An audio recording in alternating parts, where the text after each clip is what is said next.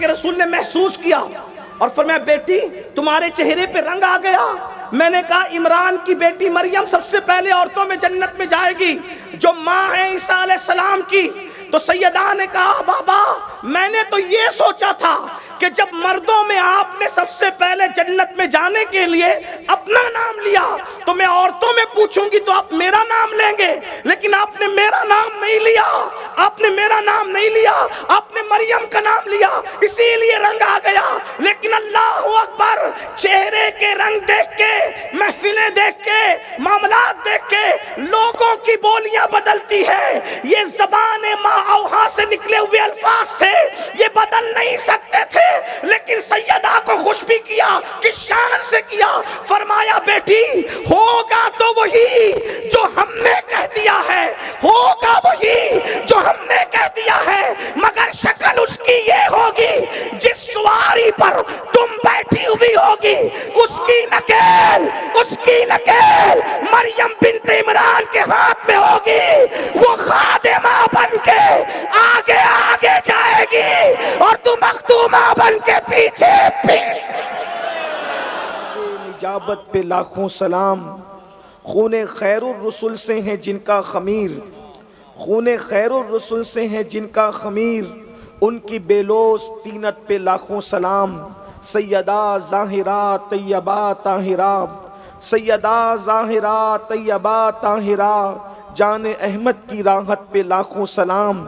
جس کا آنچل نہ دیکھا مہو مہر نے، جس کا آنچل نہ دیکھا مہو مہر نے، اس ردائے نزاہت پہ لاکھوں سلام۔ اور اصل نسل صفا وصل وجہ خدا، اصل نسل صفا وصل وجہ خدا، باب فضل ولایت پہ لاکھوں سلام، باب فضل ولایت پہ لاکھوں سلام۔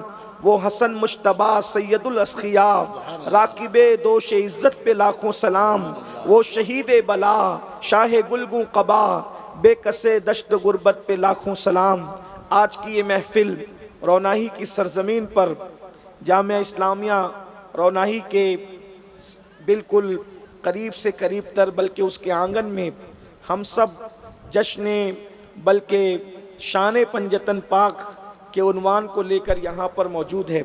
مجھ سے پیشتر یقیناً آپ نے بہت بڑے بڑے علماء، خطبہ اور دانشوروں کے خطابات بھی سماعت کر لیے ہیں، اور ساتھ ہی ساتھ ہمارے عزیز جناب قاری محمد علی فیضی صاحب اور عزیزم جناب احمد الفتاح صاحب، اور ساتھ ہی ساتھ اہل سنت کے عظیم نقیب حضرت حافظ و قاری کفیل انبر صاحب سے بھی۔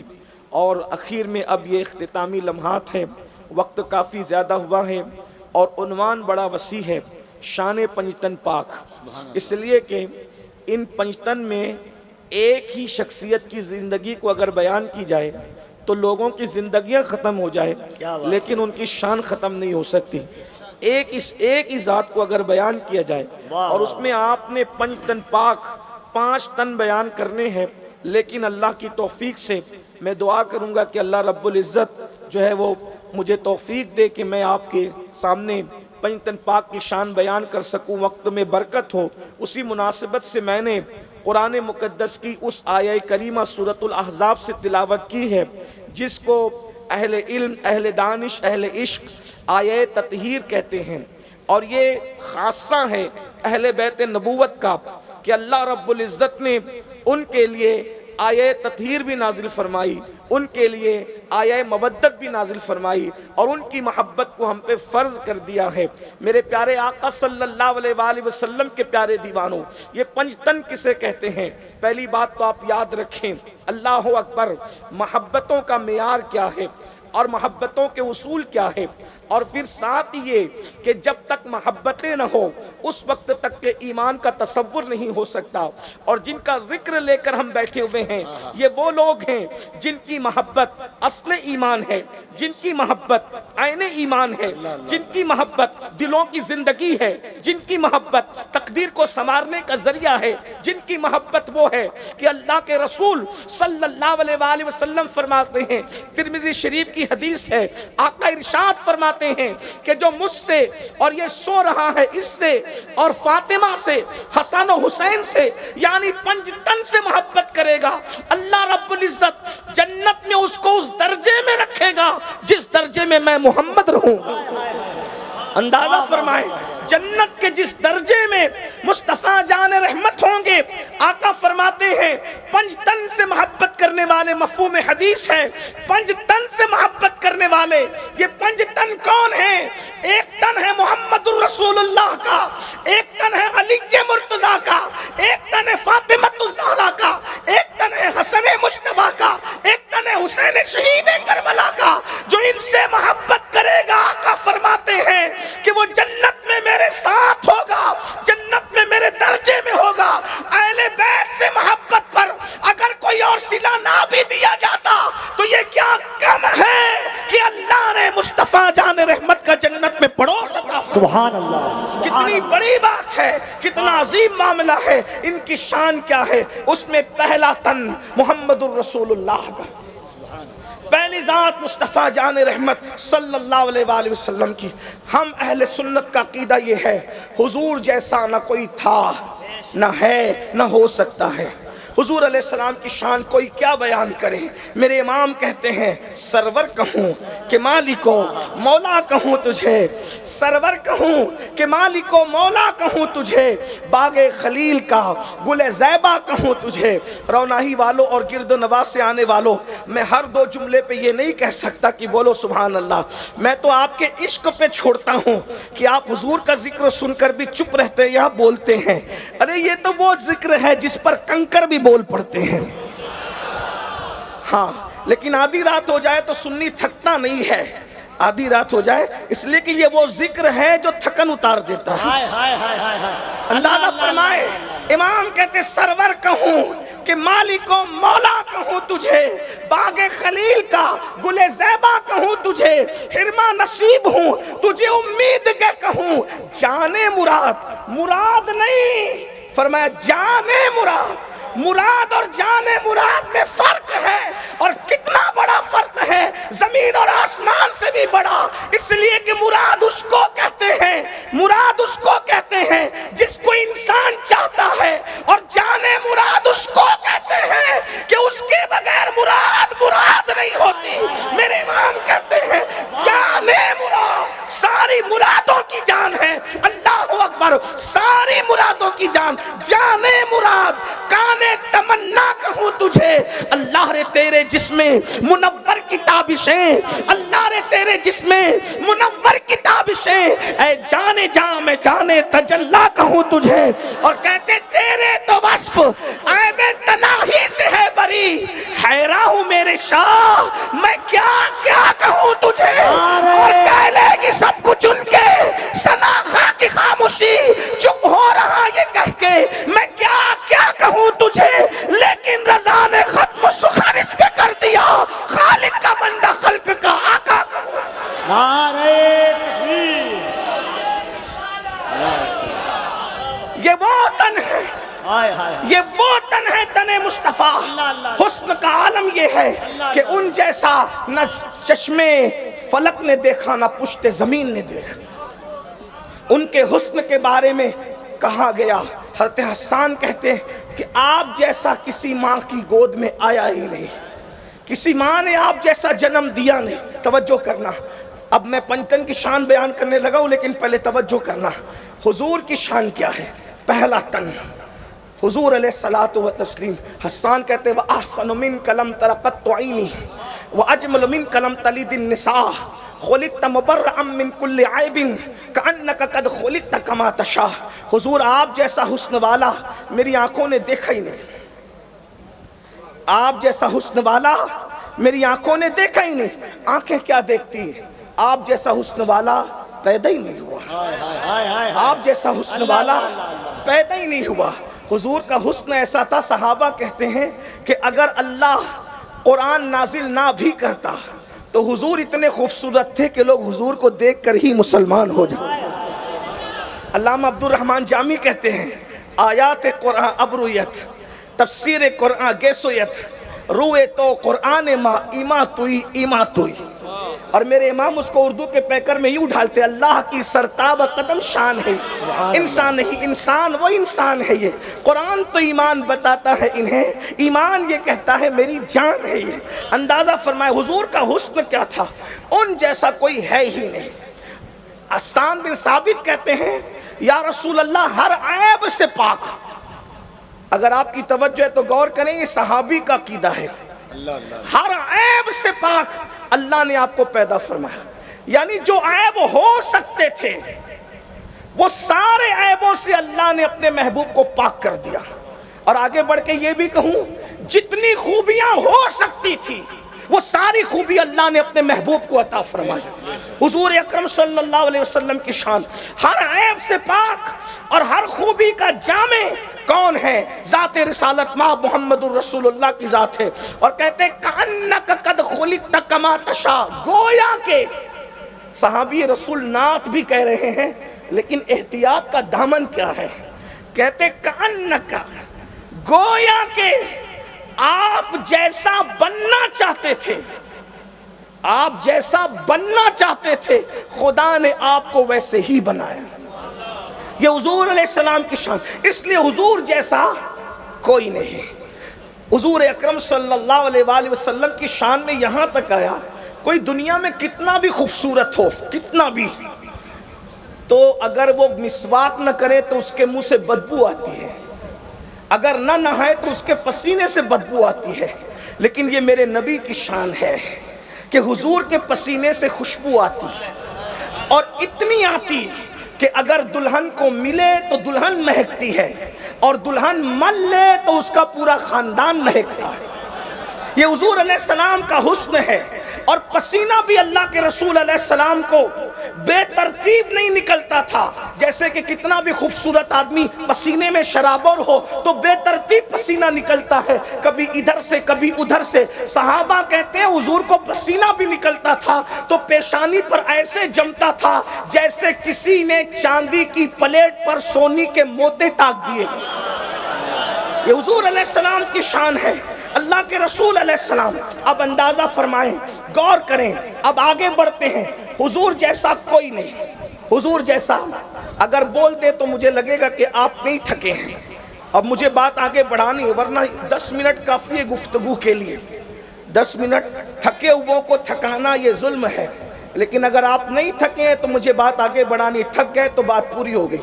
توجہ فرمائیں، اگر آپ نہیں تھکے ہیں تو غور کریں، حضور جیسا، حضور جیسا، حضور جیسا کوئی نہیں، کوئی حضور علیہ السلام جیسا نہیں۔ لیکن اب ام المومنین سیدہ طیبہ طاہرہ صدیقہ بنت صدیق کہتی ہے میں نے حضور جیسا حسن اگر کسی میں دیکھا تو وہ ایک ذات۔ اب توجہ ہوگی آپ کی، اور اب ذکر آگے بڑھ رہا ہے۔ اللہ اکبر، یہ ام المومنین سیدہ عائشہ صدیقہ فرما رہی، حضور علیہ السلام کے حسن کو میں نے ایک ذات میں دیکھا، اور صرف حسن نہیں دیکھا، چلنا بھی انہی کی طرح، بولنا بھی انہی کی طرح، اٹھنا بھی انہی کی طرح، بیٹھنا بھی انہی کی طرح۔ کائنات خدا بندی میں کوئی ان کی طرح نہیں، اور نہ میں اس سے مثلیت بیان کر رہا ہوں لیکن شباہت کا تذکرہ ضرور کر رہا ہوں۔ توجہ فرمائیں، اللہ اکبر، غور کریں، یہ ام المومنین مفتی 4 ملت سیدہ طیبہ طاہرہ صدیقہ بنت صدیق کہہ رہی ہے کیا کہ میں نے حضور جیسا خوبصورت چہرہ ایک دیکھا، اور صرف چہرہ نہیں دیکھا، اٹھنا بھی انہی کی طرح، بیٹھنا بھی انہی کی طرح، صداقت بھی انہی کی طرح، بولنا بھی انہی کی طرح، سخاوت بھی انہی کی طرح۔ آخر انسان کے کان بے چین ہو جاتے ہیں، وہ کون ہستی ہے جس کا حسن مصطفیٰ کی یاد دلاتا ہے، جس کی سخاوت مصطفیٰ کی یاد دلاتی ہے، جس کا چلنا مصطفیٰ جان رحمت کا قران ناز کرنا یاد دلاتا ہے۔ تو اماں عائشہ کہتی ہے وہ کوئی اور نہیں ہے، وہ فاطمہ بنت محمد ہے۔ نعرہ تکبیر، دونوں ہاتھوں کو اٹھا کر نعرہ تکبیر۔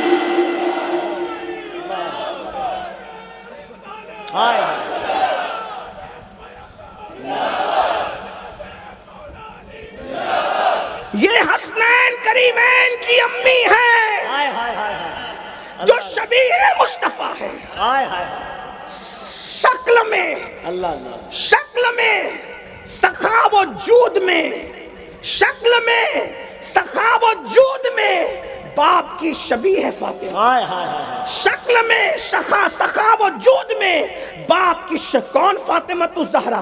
مجھے عنوان دیا گیا پنجتن پاک، کون فاطمہ الزہرا؟ اگر میں یہ کہوں اس مجمع میں کہ فاطمہ الزہرا کا مرتبہ عرش کی طرح ہے تو بات کا حق ادا نہیں ہوتا، نہیں ادا ہوتا۔ منبر پر بہت بڑے بڑے علماء مفتیان کرام موجود ہیں، اور اگر علماء نہ بھی ہو تو منبر کا ایک تقدس ہے، آدمی اپنی مرضی سے کوئی بات کر بھی نہیں سکتا۔ لیکن توجہ کریں، کچھ لوگ ہمیں سنیوں کو تانا دیتے ہیں کہ ان سنیوں کو اہل بیت بیان کرنا نہیں آتی۔ میں نے کہا خدا کی عزت کی قسم، سنی جس شان سے اہل بیت بیان کرتا ہے کسی کا باپ نہیں کرتا۔ کیا بات ہے؟ اس لیے میں سنیوں سے کہتا ہوں، کالے دل والوں سے اور کالے کپڑے والوں سے ہمیں متاثر ہونے کی کوئی ضرورت نہیں ہے۔ ہمارے یہاں اپنی روایات ہے، ابھی آپ آگے سنیں گے، اور الحمدللہ 1450 سال سے جتنا سنیوں نے اہل بیت بیان کیا ہے اتنا کسی کے یہاں تصور نہیں ہوتا، اس لیے کہ 1450 سال سے تو ہم ہی ہیں۔ آپ کی تو ولادت بھی نہیں ہوئی تھی تب سے ہمارے اہل بیت پڑھا جا رہا ہے۔ واہ واہ واہ واہ واہ واہ واہ واہ اور واہ اپنے جوانوں سے کہتا ہوں کسی سے متاثر ہونے کی ضرورت نہیں ہے۔ الحمدللہ ہم نہ وہ لوگ ہیں کہ جو اہل بیت کا نام لے کے صحابہ کو چھوڑ چکے ہیں، اور نہ ہم وہ لوگ ہیں جو صحابہ کا نام لے کے اہل بیت کو چھوڑ چکے ہیں۔ ہم وہ ہیں، ہم کہتے ہیں ہمارے ہاتھ کو اللہ نے دو اسی لیے دیا کہ ایک ہاتھ میں صحابہ کا دامن ہے، دوسرے ہاتھ میں اہل البیت کا دامن ہے۔ واہ واہ اور اہل سنت کا امام کہتا ہے اہل سنت کا ہے بیڑا پار، اصحاب حضور نجم ہے اور ناؤ ہے اطرت رسول اللہ۔ بے شک سبحان اللہ۔ اگر رونائی اور گرد نواز سے سننے والے واقعی سننے آئے تو توجہ فرمائیں۔ اگر میں یہ کہوں کہ سیدہ کا مرتبہ عرش کی طرح ہے تو بات کا حق ادا نہیں ہوتا، بات پوری نہیں ہوتی۔ پھر کہیں کیا اگر کہوں کہ کعبے کی طرح ہے تو بھی بات کا حق ادا نہیں ہوتا، بات پوری نہیں ہوتی۔ پھر اللہ اکبر یوں کہوں کہ سیدہ کا مرتبہ جنت کی طرح ہے تو بھی بات کا حق ادا نہیں ہوتا، بات پوری نہیں ہوتی۔ آپ کہیں گے کیوں پوری نہیں ہوتی؟ میں نے کہا اس لیے پوری نہیں ہوتی کہ ہم سنیوں کا عقیدہ ہے، ہمارا عقیدہ ہے، الحمدللہ ہمارا عقیدہ ہے کیا کہ رسول اللہ صلی اللہ علیہ وآلہ وسلم قبر انور میں آرام کر رہے ہیں، حضور علیہ السلام قبر انور میں آرام فرما رہے ہیں، اور قبر انور کی جو مٹی شریف حضور کے جسم سے لگی ہوئی ہے، حضور کی پشت انور سے، حضور کے بازو اقدس سے، حضور کے قدم ناز سے، اس مٹی کے بارے میں ہمارے بزرگوں نے لکھا، امام اہل سنت سمیت امام زرقانی اور دیگر بزرگوں نے لکھا، شیخ محقق نے لکھا، کیا لکھا کہ جو مٹی رسول اللہ کے جسم سے مس ہے وہ قبر انور کی مٹی کعبے سے افضل ہے، عرش سے افضل ہے، حتیٰ کہ جنت سے افضل ہے۔ کیا مٹی کس سے لگ جائے؟ رسول اللہ کے جسم اطہر سے لگ جائے تو وہ کعبے، عرش اور جنت سے افضل ہو جاتی ہے۔ اب میں فاطمہ الزہرا کو کعبے کے برابر کہوں تو کس منہ سے کہوں، عرش کے برابر کہوں تو کس منہ سے کہوں؟ اس لیے کہ نبی کے جسم سے مٹی لگ جائے تو وہ کعبے اور عرش سے افضل ہو جاتی ہے۔ فاطمہ نبی کے جسم سے لگنے والی مٹی کا نام نہیں ہے۔ فاطمہ الزہرا کے لیے حضور نے فرمایا فاطمہ تو بدا تو منی، وہ میرے جگر کا ٹکڑا ہے۔ نعرہ تکبیر، دونوں ہاتھوں کو اٹھا کر نعرہ تکبیر، نعرہ رسالت، عظمت سیدہ زہرا، مادر حسنین کریمین زندہ، لخت جگر مصطفیٰ زندہ، مخدوم کائنات زندہ۔ آج بہت تفصیل سے تو نہیں پڑھ سکوں گا لیکن ایک روایت آپ سماعت کرنے سنیو، غور کرنا۔ اللہ اکبر، ہمارے یہاں قریب میں ایک بہت بڑی خانقاہ ہے، آپ کے قریب میں، جسے بیلگرام شریف کی خانقاہ کہتے ہیں۔ وہ خانقاہ اللہ اکبر بہت قدیم ہے، صدیوں پرانی خانقاہ ہے، اور وہ وہاں کے جو سب سے بڑے بزرگ سید محمد میر دعوت الصغریٰ رحمت اللہ علیہ، وہ ڈائریکٹ قطب الاقطاب خواجہ قطب الدین بختیار کاکی کے مرید بھی اور خلیفہ بھی ہیں۔ اتنی پرانی قدیم خانقاہ ہمارے ماہرہ کے مشائخ انہی کی اولاد میں سے ہیں. وہاں سے کتاب چھپی ہوئی ہے، اس کا نام ہے نظم العالی، اور اس کے مصنف ہے میر سید محمد بلگرامی رحمت اللہ تعالی علیہ. میر سید محمد بلگرامی اس کے مصنف ہے. اس کتاب پر تقریر تاج الشریعہ کی بھی ہے. خیر الاتقیاء حضرت علامہ پیر سید اویس میاں صاحب کی بھی اس پر جو ہے وہ تصدیق موجود ہیں. یعنی میں اس کتاب کے بارے میں آپ کو تعارف کرا دوں. اب اس کے بعد اس پر ایک روایت پڑھنا چاہتا ہوں. سیدہ پاک کی شان اگر سنی اس نیت سے سنے کہ ہمارے مقدر بدل جائے تو پھر سنیوں کو سننا چاہیے. بہنوں کی بھی توجہ چاہتا ہوں. اللہ اکبر. میرا جی چاہتا ہے کہ جب میں فضائل پڑھوں یہ روایت ضرور پڑھوں، بار بار پڑھوں. ناسبیت کے نشیمن پر بجلیاں گراتا رہوں، خارجیت کے نشیمن پر بجلیاں گراتا رہوں، اس لیے کہ اللہ اکبر. توجہ فرمائیں. اللہ اللہ مفہوم پڑھ رہا ہوں، الفاظ آگے پیچھے ہو سکتے ہیں لیکن روایت یہی ہے جو بطور مفہوم پڑھی جا رہی ہے. ایک مرتبہ سیدہ طیبہ طاہرہ عابدہ زاہدہ راقیہ ساجدہ نقیہ تقیہ ام ابیہا سیدہ فاطمۃ الزہرا ملکہ فردوس بری اللہ اکبر رسول اللہ کی بارگاہ میں آئیں اور آنے کے بعد عرض کیا بابا جان سب سے پہلے جنت میں کون جائے گا؟ سب سے پہلے جنت میں حضور سے پوچھ رہی جنت میں کون جائے گا. اس کا مطلب سیدہ کا عقیدہ ہے کہ نبی غیب جانتے ہیں. حسنین کریمین کی امی جان کا عقیدہ ہے کہ نبی غیب. اب جو انکار کرتے ہیں ان سے سنیوں کا کیا رشتہ؟ اگر اہل بیت سے ہمارا رشتہ ہے تو ان سے کیا رشتہ جو انکار کرتے ہیں؟ تو پھر سنیوں کو کیا ضرورت ہے لوگوں سے رشتے کرنے کی؟ یا تو ان سے کر لو یا تو ان سے کر لو. اس لیے کہ آگ اور پانی جمع نہیں ہو سکتے، آگ اور پانی جمع نہیں ہو سکتے، اور پھر اللہ اکبر رات اور دن جمع نہیں ہو سکتے، خوشبو اور بدبو جمع نہیں ہو سکتی، تو پھر خوش عقیدگی اور بد عقیدگی ایک ساتھ جمع کیسے ہو سکتی ہے؟ اس لیے لوگوں کو چاہیے تھوڑا ہوش کے ناخن لے. شفا شریف میں قاضی ایاز رحمت اللہ علیہ ایک روایت لکھتے ہیں. آج کل لوگ کہتے رہے نہیں مولانا صاحب سب سے بننی چاہیے، سب سے پٹنی چاہیے، سب نے مل کے رہنا چاہیے. ہم نے کہا یہ شوق تو ہمارا بڑا پرانا ہے، لیکن پانی میں پانی ملاؤ تو اچھی بات ہے، دودھ میں دودھ ملاؤ تو اچھی بات ہے. جو دودھ میں دودھ ملاتا ہے شریف ہے، اچھا تاجر ہے، ہوشیار ہے، لیکن جو دودھ میں پانی ملا دے وہ کرپٹ آدمی ہے اور وہ انتہائی بدکار انسان ہے، کیونکہ لوگوں کو دھوکہ دے رہا ہے. میرے عزیز جب پانی دودھ کے اندر نہیں ملایا جا سکتا اور دودھ میں پانی ملا کے دودھ کو بڑھانا یہ خیانت ہے، تو آپ مجھے بتائیں کہ پھر بد عقیدگی کے ساتھ خوش عقیدگی کو ایک دوسرے کے ساتھ پیوست کرنے کی ضرورت کیا ہے؟ یہ بھی گندی چیز ہے. لیکن یاد رکھنا دودھ میں پانی ملانے والا وہ مجرم ہے جسے خائن کہتے ہیں. اور اللہ اکبر خوش عقیدوں کو بد عقیدوں کے درمیان اگر ملانے کی کوئی کوشش کرے تو یہاں بھی اس کے ایمان کا طوطا اڑ سکتا ہے اور وہاں بھی وہ برباد ہو سکتا ہے. قاضی ایاز رحمت اللہ علیہ جو لکھتے ہیں اس کو سن لے. ایک شخص مر رہا تھا، اس کی زبان پہ کلمہ نہیں آ رہا تھا، تو لوگوں نے کہا اس کی زبان پہ کلمہ کیوں نہیں آتا؟ تو پتا چلا یہ صدیق اکبر اور فاروق اعظم کے گستاخوں کے ساتھ بیٹھا کرتا تھا. یہ گستاخی نہیں کرتا تھا، گستاخوں کے ساتھ بیٹھا کرتا تھا. اب مجھے بتاؤ جو صدیق اکبر اور فاروق اعظم جو رسول اللہ کے اصحاب ہیں، وزیر ہیں، حضور کے غلام ہیں، جو ان کے گستاخوں کے ساتھ بیٹھے مرتے وقت اس کی زبان پہ کلمہ نہیں آتا، تو جو رسول اللہ کے گستاخوں سے رشتہ داریاں کرے جب وہ مریں گے تو ان کی زبان پہ کلمہ طیبہ کیسے آئے؟ سنیوں مرنا ہے، صرف جلسے کے سنی نہ بنو، صرف فاتح اور نیاز کے سنی نہ بنو، عشق والے سنی بنو کہ یا رسول اللہ تیرے نام پہ سب جان و مال، بلکہ امام نے تو یہ کہا تھا ان کے نام پاک پر سب جان و مال، ان کے نام پاک پر سب جان و مال، نج دیا سب تج دیا پھر تجھ کو کیا.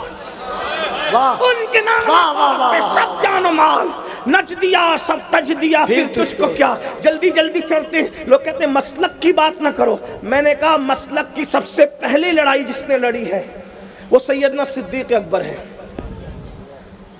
جب یمامہ کے قذاب نے اعلان کیا جھوٹی نبوت کا، مسلمہ قذاب نے، تو صدیق اکبر نے ان کو نہیں دیکھا لڑائی. اور دوسری لڑائی جس نے مسلک کی لڑی ہے وہ سیدنا امام حسین ہے. کربلا میں تو ادھر بھی کلمہ والے تھے ادھر بھی کلمہ والے تھے، ادھر بھی داڑیاں تھی ادھر بھی، تو پھر لڑائی کس چیز کی لڑی گئی؟ وہ تو مسلک کی لڑائی تھی نا. اگر کسی کو مسلک پسند نہیں ہے تو اس کو سوچنا چاہیے کہ وہ بات کیا کہہ رہا ہے. صدیق اکبر پہ آنچ آ رہی ہے, حضرت امام حسین پہ آنچ آ رہی ہے, اور پھر بعد میں وہ معاملہ ہوتا گیا. میں اشارہ دے کے آگے بڑھنا چاہتا ہوں چونکہ ٹائم میں نے پہلے کہا کہ زیادہ ہوا. آپ کی توجہ ہے, سیدہ کائنات مخدومہ کہتی ہے بابا جان بھول تو نہیں گیا, سب سے پہلے جنت میں کون جائے گا؟ سبحان اللہ. میں کوئی باضابطہ خطیب آدمی نہیں ہوں, تو آپ نے شاید ایک طالب علم کو بلایا ہے, تو میں تھوڑا دائیں بائیں سے ہو کر چلنا چاہتا ہوں تاکہ بات کچھ سمجھ میں آئے. کیا سیدہ نے پوچھا بابا سب سے پہلے جنت میں کون جائے؟ سرکار نے بغیر توقف کے تکلف کے بے تکلف فرمایا, کیا بیٹی تیرے بابا کے سوا کون جائے گا؟ سب سے پہلے جنت میں کون جائے گا؟ اللہ کے رسول جائیں گے صلی اللہ علیہ وسلم. مالک جنت سب سے پہلے جنت میں جائیں گے. سیدہ نے سوال کو دوسری طرف موڑا, عرض کی بابا میں نے مردوں میں تو پوچھا آپ کا نام, میں یہ پوچھنا چاہتی ہوں مردوں میں تو آپ ہی جائیں گے, یہ تو بات کھلی ہوئی ہے. توجہ ہے آپ کی؟ ہائے ہائے ہائے, مردوں میں تو آپ ہی نے جانا ہے. بابا میں عورتوں کے متعلق پوچھنا چاہتی ہوں, عورتوں کے متعلق میں پوچھنا چاہتی ہوں, عورتوں میں سب سے پہلے جنت میں کون جائے گا؟ میرے سچے نبی نے فرمایا عمران کی بیٹی ہے نا جسے دنیا مریم کہتی ہے, عیسیٰ علیہ السلام کی امی جان, وہ سب سے پہلے عورتوں میں جنت میں جائے گی. اس کو لکھا میر سید محمد بلگرامی رحمت اللہ علیہ. جب جیسے ہی سیدہ نے یہ سنا تو رخ انور پر رنگ آیا. میں یہ تو نہیں کہوں گا کہ چہرہ اتر گیا, واللہ جن کے اترے ہوئے چہرے ان کے ذکر سے چڑھنے لگتے ہیں, ان کے چہرے کو اترنا کب کہہ سکتا ہے؟ اترنا ڈھلنا یہ چاند اور سورج کی خصوصیات ہے, یہ تو وہ چہرہ ہے خدا کی قسم واللہ جن کے گھر میں بے اجازت جبرائیل آتے نہیں. لیکن بس ادب کی طور پہ کہوں کیونکہ میرا مسلک سراپا ادب ہے, مکمل ادب ہے, چہرے پہ ایک رنگ آ گیا. اللہ کے رسول نے محسوس کیا اور فرمایا بیٹی تمہارے چہرے پہ رنگ آ گیا. میں نے کہا عمران کی بیٹی مریم سب سے پہلے عورتوں میں جنت میں جائے گی جو ماں ہے عیسیٰ علیہ السلام کی. تو سیدہ نے کہا بابا میں نے تو یہ سوچا تھا کہ جب مردوں میں آپ نے سب سے پہلے جنت میں جانے کے لیے اپنا نام لیا تو میں عورتوں میں پوچھوں گی تو آپ میرا نام لیں گے, لیکن آپ نے میرا نام نہیں لیا, آپ نے میرا نام نہیں لیا, آپ نے مریم کا نام لیا, اسی لیے رنگ آ گیا. لیکن اللہ اکبر, چہرے کے رنگ دیکھ کے, محفلیں دیکھ کے, معاملات دیکھ کے لوگوں کی بولیاں بدلتی ہے. یہ زبان ماں اوہا سے نکلے ہوئے الفاظ تھے, یہ بدل نہیں سکتے تھے, لیکن سیدہ کو خوش بھی کیا, کس شان سے کیا. فرمایا بیٹی ہوگا تو وہی جو ہم نے کہہ دیا ہے, ہوگا وہی جو ہم نے کہہ دیا ہے, مگر شکل اس کی یہ ہوگی جس سواری پر تم بیٹھی ہوئی ہوگی اس کی نکیل مریم بنت عمران کے ہاتھ میں ہوگی. وہ خادمہ بن کے آگے آگے جائے گی اور تو مخدومہ بن کے پیچھے پیچھے. نعرہ تکبیر, نعرہ رسالت, ذکر سیدہ زہرا, فضائل مخدومہ کائنات, عظمت سیدہ زہرا, فیضان پنجتن پاک. خادم سے مخدوم کا پتہ چلتا ہے. جبریل کو خدمت کرتے دیکھا تو پتہ چلا, جس کے سواری کی نکیل پکڑ کر شب معراج جبریل چل رہے ہوں سید الملائکہ, اس سواری پہ بیٹھنے والی شخصیت کی حیثیت اور شان کیا ہے, جس کی سواری کی نکیل جناب مریم کے ہاتھ میں. اندازہ کرے کون مریم جس کی شان میں پوری سورت نازل ہوتی, کون مریم جسے بطول کہا گیا ہے, کون مریم بے موسم کے پھل جس کے حجرے میں آتے ہیں, کون مریم اللہ اکبر جو کنواری پاک تھی کسی مرد نے چھوا تک نہیں. اللہ اللہ, ایسی مریم پاک جس کی نکیل تھام کر جنت میں جائے, اس سیدہ کی شان کیا ہوگی. بس آگے بڑھنے سے پہلے 2 مصرے پڑھ دیتا ہوں. میرے امام نے سیدہ پاک کی شان کیا بیان کی. اقبال نے بیان کی 3 نسبتیں 6 مصرے لیے, لیکن یہ امام احمد رضا کا عشق ہے کہ میرے امام نے سیدہ کی 6 نسبتیں پڑھ دی مصرے کے اندر. کس شان سے پڑھی ذرا دیکھیں. اللہ بلکہ شعر کے اندر کہتے ہیں سیدہ کیا ہیں, نور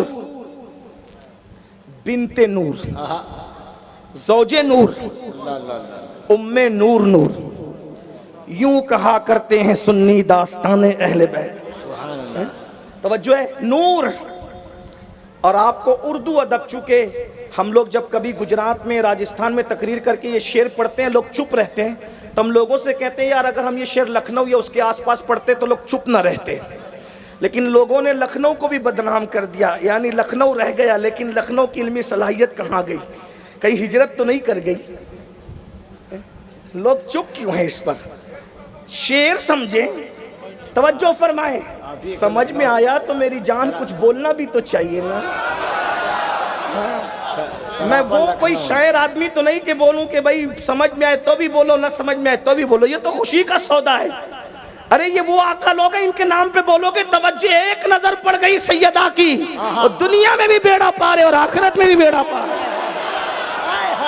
توجہ فرمائیں، نور اردو ادب میں ایک لفظ کو اتنے معنی میں کسی شاعر نے بیان نہیں کیا، جا کے دیکھ لیجئے۔ لوگ کہتے ہیں تم لوگوں کو اعلیٰ حضرت کے سوا چلتا کیوں نہیں؟ میں نے کہا اعلیٰ حضرت جیسی 14ویں صدی میں کسی نے کی ہو تو بتاؤ۔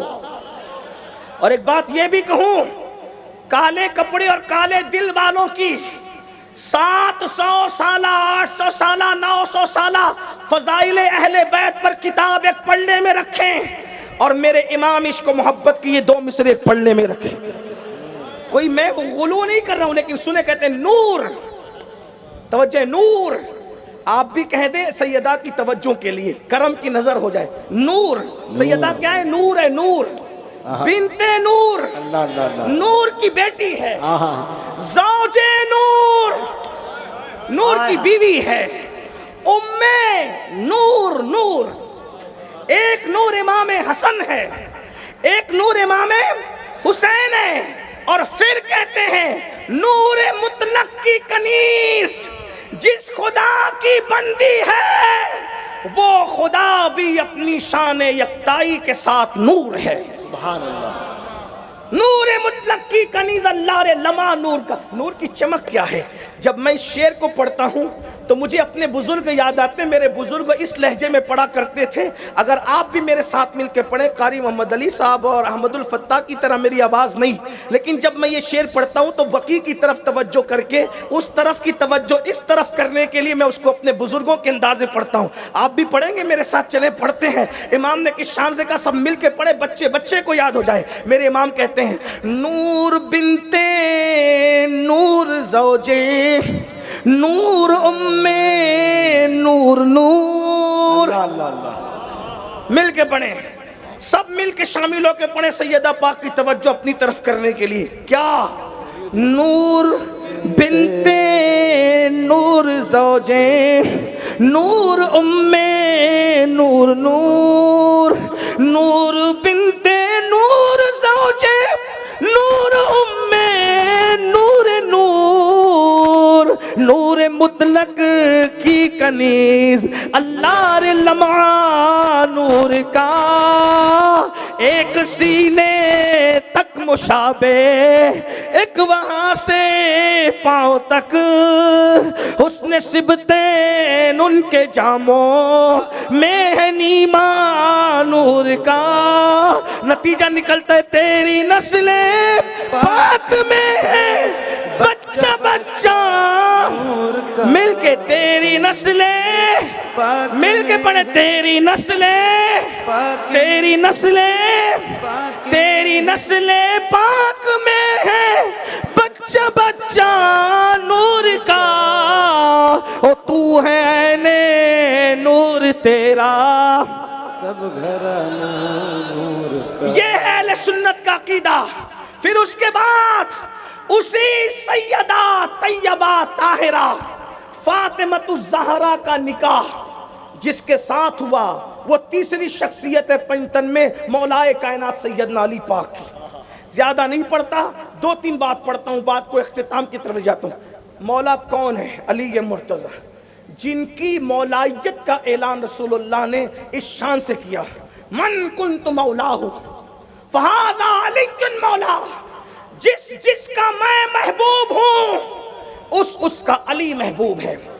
اور پھر دعا کی اللہم وآل من والاہ وعاد من آداہ، اے اللہ جو علی کو اپنا مولا مان لے، یعنی جو علی سے محبت کرے تو اس سے محبت کر، اور جو علی سے دشمنی کرے تو اس سے دشمنی کر۔ علی یہ مرتضیٰ یہ ہے۔ آقا علیہ السلام بولو پوری دنیا کے لوگ تمنا کرتے ہیں اے اللہ اس وقت تک موت نہ دینا۔ وہ قاری صاحب پڑھ رہے تھے مدینہ شریف کی حاضری کے لیے کہ مر نہ جاؤں، حضور حاضری کروا دیں، ہے نا۔ لوگ تمنا کرتے ہیں کیا؟ جب تک گنبد خضرا نہ دیکھوں موت نہ آئے، ایسا ہی ہے۔ کوئی کہتا ہے بغداد شریف نہ دیکھوں موت نہ آئے، ایسا ہی ہے۔ پیر کا روضہ نہ دیکھوں موت نہ آئے، کربلا شریف نہ دیکھوں موت نہ آئے۔ ایک بات کہوں، میرے نبی کو علی یہ مرتضیٰ سے پیار کتنا ہے۔ ایک لشکر میں حضور روانہ کر رہے مولا علی کو اور ہاتھ اٹھا کے دعا کرتے اللہ جب تک میں علی کا چہرہ نہ دیکھ لوں اس وقت تک تو مجھے دنیا سے مت اٹھانا۔ جیسے اسکول سے چھٹی ہونے پر بچے بھاگتے ہیں، یہ قوم دین بچائے گی۔ ہنسنے کی بات نہیں، جو خود سود کا دھندا کرتا ہے وہ میمورنڈم دے کر دین بچائے گا۔ دین بچانے والا جب تک خود دین پر عمل نہیں کرے گا دین محفوظ نہیں ہو سکتا۔ جن کے گھروں میں دین محفوظ نہ ہو اس ملک میں دین کیا محفوظ ہوگا۔ آخری بات کے طور پہ جو عرض کر رہا تھا، مولا حسین کو سمجھنا ہے۔ حسین پاک وہ ہستی ہے جس نے دین بچایا اور خود دین پر کتنا عمل کیا۔ کسی کے بھی دیندار ہونے کی نشانی، بہت گہری بات اور نازک بات پر گفتگو آ گئی ہے۔ کسی کے بھی دیندار ہونے کی نشانی اس کے کپڑوں سے نہیں، اس کے اسٹیج پہ بیٹھنے کے انداز سے نہیں، اس کے مسجد میں نماز پڑھنے کے انداز سے نہیں، اس کو دیکھ کر مت کرو۔ کون بندے کے گھر میں دین کتنا ہے اگر دیکھنا ہے تو اس گھر کے بچوں کو دیکھو، اس لیے کہ بڑے مکاری کر سکتے ہیں، بچے پیور ہوتے ہیں، بچے پیور ہوتے ہیں، تو بچوں کو دیکھ کے سمجھو کہ گھر میں دین کتنا ہے۔ بس اب امام حسین کو سمجھنا ہے تو اس بات کو سمجھ لیں۔ امام حسین کے گھر کے بچوں میں ایک 7 سال کی بچی، ان کو لوگوں نے سکینہ بھی کہا، سکینہ بھی کہا، تلفظ میں آپ کو الجھانا نہیں چاہتا، سکینہ ہی کہتا ہوں۔ سیدہ سکینہ پاک یہ میرے امام کی چھوٹی شہزادی، ٹھیک۔ کربلا میں 3 دن کی بھوکی پیاسی ہے، 11 محرم کو چوتھا دن ہے۔ اس کے بعد کوفہ جاتے جاتے مزید 3 سے 4 دن لگے۔ توجہ کرنا، مطلب کتنے دن ہو گئے؟ کم سے کم 5 سے 7 دن، میں یہ کم سے کم کہہ رہا ہوں، 5 سے 7 دن۔ اس 5 سے 7 دن میں اہل البیت کو یزیدیوں نے پانی دیا، انہوں نے انکار کیا، کھانا دیا، انکار کیا۔ اب غور کرنا، یہ پورا خاندان ہے، اس میں سب سے کم عمر شہزادی سیدہ سکینہ ہے۔ آپ نے سنا ہوگا، لکھا ہوا ہے کتابوں میں، علامہ حسن رضا بریلوی استاد زمن نے لکھا، چادریں چھین لی گئی، بیویوں کی چادریں چھین لی گئی، لاشوں پہ گھوڑے دوڑا دیے گئے۔ اللہ اکبر! سوچو تو ایک بچی کا دل کیا کہتا ہوگا کہ جب وہ اپنے باپ کی لاش پہ گھوڑے دوڑتے ہوئے دیکھتی ہو۔ جن کی چادریں چھین لی گئی، خیموں کو آگ لگا دیا گیا، یہ حال کیا۔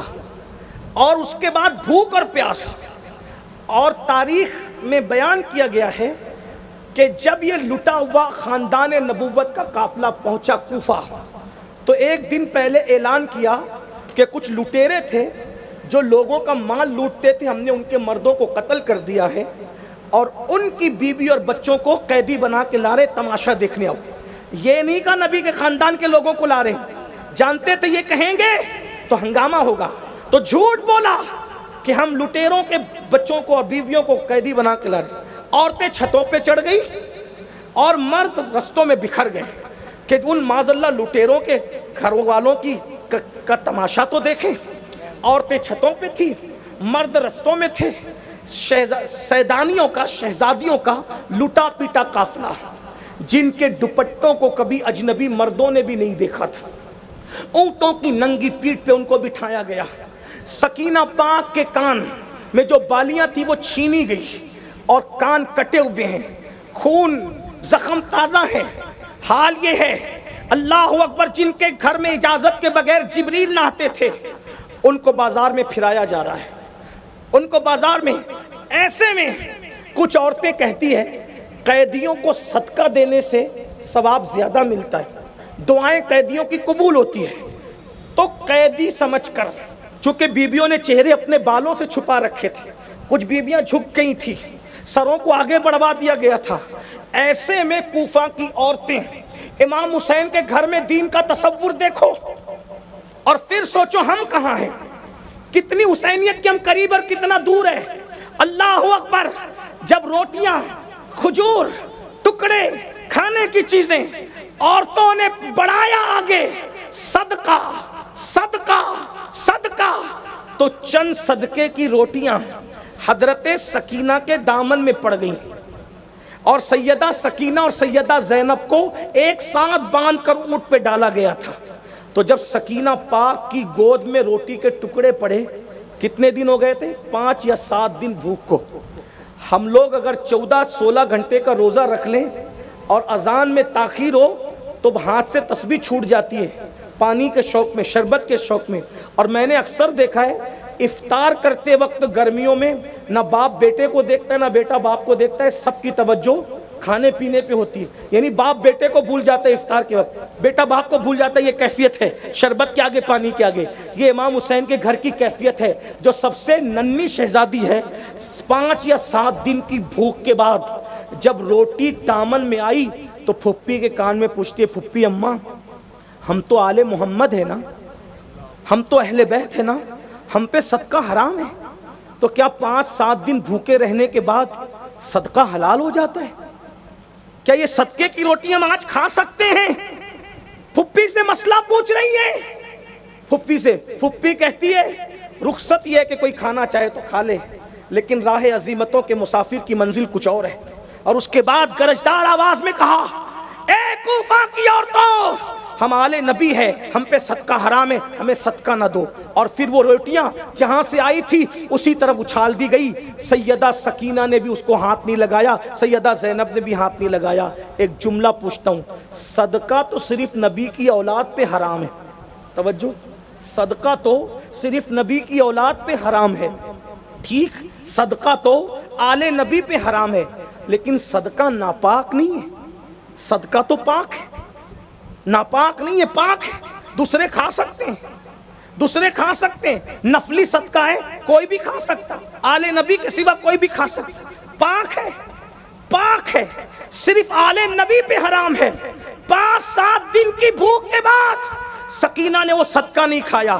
لیکن میرے عزیز سنیو، سود تو سب پہ حرام ہے، سود تو سب پہ حرام ہے، صدقہ تو صرف آل محمد پہ حرام ہے، ناپاک نہیں ہے، پاک ہے۔ 7 دن کی بھوک کے بعد بھی سکینہ صدقہ نہیں کھاتی، اور تم بڑے بڑے پیٹ کرنے کے بعد بھی سود کیسے ہڑپ کر جا رہے ہو، سود کے دھندے کیسے کر رہے ہو؟ ارے نادان، سود کھانا بھی حرام ہے اور سور کھانا بھی حرام ہے، دونوں حرام ہے، مگر سور کھانے سے برا سود کھانا ہے، اس لیے کہ سور کھانے سے بھی گناہ ملتا ہے، مگر سور کھانے والوں کے لیے اللہ نے قرآن میں اعلان جنگ نہیں کیا، مگر جو سود کھاتے ہیں اللہ نے ان کے لیے جنگ کا اعلان کیا ہے۔ اب بتاؤ، اہل بیت کے گھر کا بچہ صدقہ نہیں کھاتا، 7 دن کی بھوک کے بعد، یہاں تو پنکھوں میں رہ رہے ہو، اے سی میں رہ رہے ہو، پھر بھی مال کے چکر میں، دولت کے چکر میں، راتوں رات کروڑ پتی بننے کے چکر میں سود کے دھندے کرتے ہو۔ کس حسینیت پر ہو؟ یزیدی کردار زندہ مت کرو۔ اگر واقعی پنجتن پاک کی محبت ہے، محبت کا تقاضا یہ ہے، انسان جس سے محبت کرتا ہے اس کے نقش قدم پر چلتا ہے، اس کے طریقے کو اختیار کرتا ہے۔ اس لیے اگر قیامت میں پنجتن کے ساتھ اٹھنا ہے تو گناہوں کو چھوڑ دو، آج سے توبہ کر لو، اپنی زندگی بدل لو، اور محرم میں خرافات نہ کرو، حرام کام نہ کرو، بلکہ درود پڑھو، کثرت سے درود پڑھو، تلاوت کرو، روزوں کا اہتمام کر سکتے ہو تو کرو، اور اگر بیوہ یتیم لوگ دکھے ان کو صدقہ دو، انہیں کپڑے دو، ان کی مدد کرو، ان کی امداد کرو۔ افسوس ہے، سوچو تو صحیح کہ عاشورہ کے دن تم بھی بن سنور کے نکلتے ہو اور تمہاری عورتیں بھی بن سنور کے نکلتی ہے۔ میں ان بہنوں سے کہنا چاہتا ہوں، میری بہن، اللہ تجھے کبھی وہ دن نہ دکھائے کہ تیرے جوان بیٹے کو پر کبھی کوئی آفت آئے، لیکن سوچ تو صحیح، محلے کا کوئی جوان ایکسیڈنٹ میں مر جائے تو تم لالی پاؤڈر کر کے گھر سے باہر نہیں جاتی۔ کیا خیال ہے، مولا علی اکبر کا جنازہ پڑھنے والا کوئی نہ تھا، علی اصغر کے لاشوں پہ گھوڑے دوڑ رہے تھے، سیدانیوں کے چہروں پہ تماچے مارے جا رہے تھے، اسی عاشورہ کے دن انہی کے نام پہ تم بن سنور کے نکلتے ہو۔ ذرا غور تو کرو، ذرا سوچو تو صحیح، ہم نے اہل بیت کو صلہ کیا دیا ہے؟ ظالموں، محبوب کا حق تھا یہی، ظالموں، محبوب کا حق تھا یہی، عشق کے بدلے عداوت کیجئے؟